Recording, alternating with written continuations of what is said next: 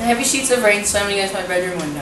I cautiously raised my head and glanced at the clock on my bedside table, but its screen was blank. The only light I could see was the tiny red blinking light of the ceiling smoke alarm. I realized that Hurricane Irene had arrived in full strength, wiping out all electrical power in our home. Who knew this would be the best memory of my summer? A few hours later, I went downstairs, hopeful that the electricity had returned. The normal sounds of a weekend morning were absent. No television, no washing machine, no typing sounds from the family's kitchen computer. I hoped it would be a brief outage, but my father informed me that the power would not return for several days. We knew we wouldn't be able to manage nearly a week without the advantages of electricity, and decided to bring out the noisy generator to return us to the normalcy of the 21st century.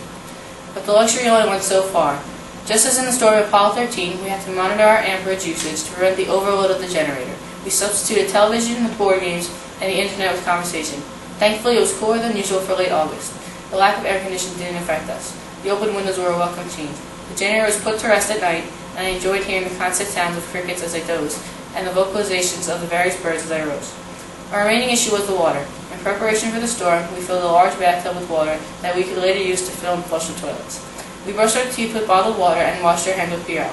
However, we had no water for showers, and luckily took several visits to our cousin's home to preserve an acceptable level of hygiene. Hurricane Irene brought damage to the East Coast, leaving millions without power. 4 days later, when electricity was restored, we were all relieved. But as we all rushed to the showers, I already missed the challenge of the previous 4 days.